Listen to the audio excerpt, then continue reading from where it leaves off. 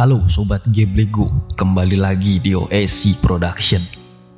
Video ini menggambarkan kecelakaan Gua Nuti Putih, di mana seorang penjelajah gua berusia 26 tahun bernama John Jones secara tragis kehilangan nyawanya pada tahun 2009. Kematiannya adalah pengingat betapa berbahayanya gua dan mengapa kita harus mengikuti praktik gua yang aman setiap saat melakukan spelunking. Gua Nuti Putih pertama kali dieksplorasi pada tahun 1960 dan dengan cepat menjadi terkenal karena lorong-lorongnya yang sempit dan licin, berkelok-kelok dan terjepit.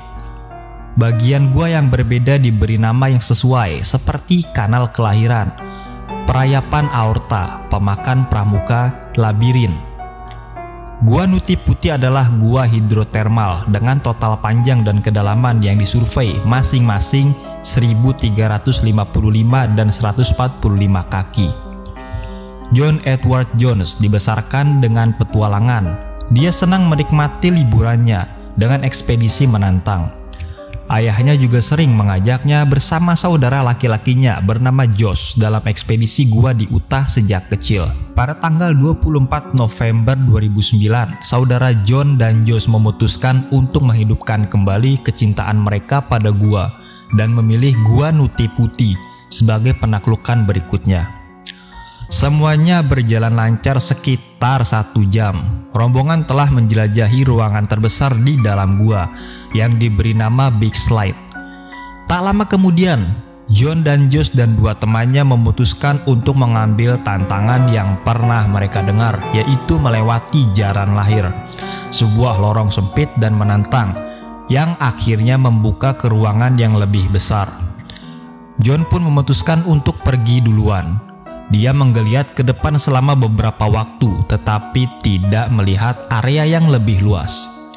Dia terus melangkah maju, tetapi jalan sempit itu tidak berakhir. Sebaliknya, tekanannya malah berbelok tajam ke bawah. Dengan percaya diri, John terus maju, mungkin menyadari bahwa terowongan di bagian bawah semakin lebar.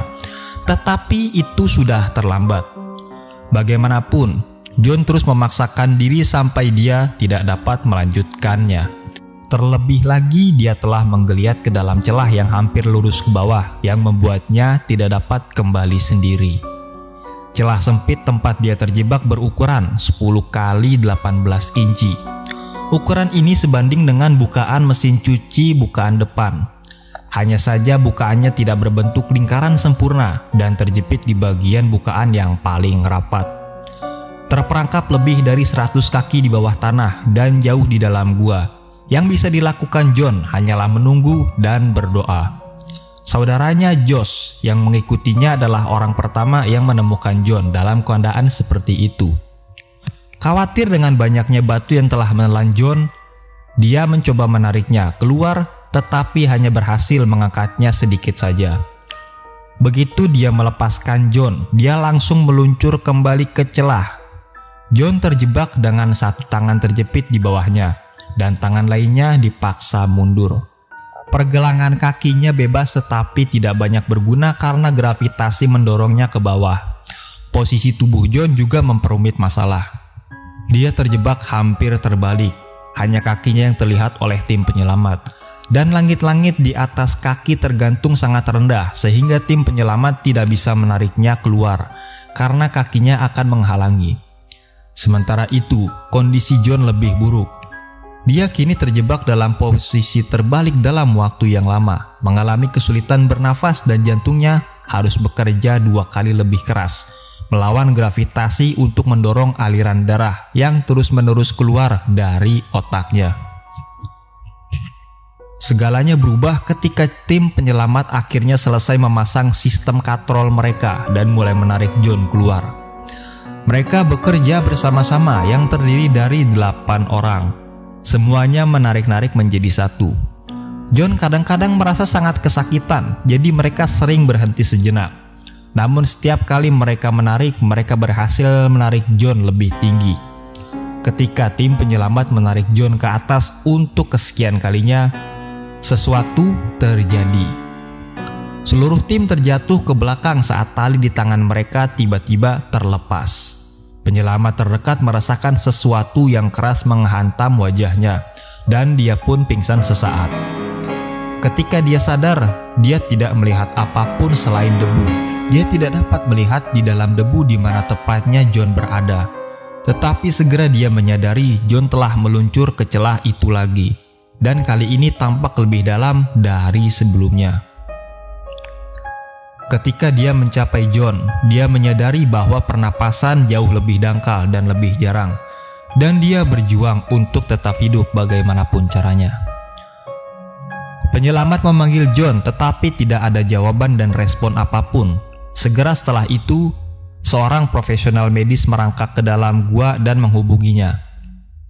Namun pada tengah malam tanggal 25 November, walhasil John dinyatakan meninggal dunia di usia 26 tahun.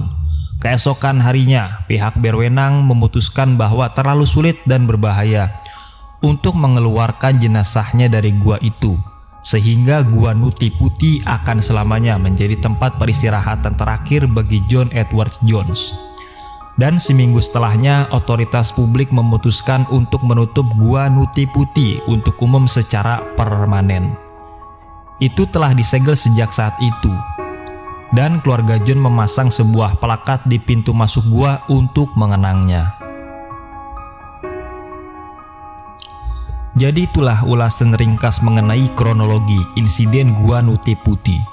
Semoga video ini dapat bermanfaat untuk menambah wawasan kalian lebih luas lagi. Terus nantikan video kami lainnya yang menarik dan juga informatif. Jangan lupa untuk dukung dan support channel ini dengan like, comment, share, and subscribe. Nyalakan juga tombol notifikasi agar kalian terus update video terbaru dari kami lainnya. Sekian video kali ini, jumpa lagi di video selanjutnya. Salam Gebligu.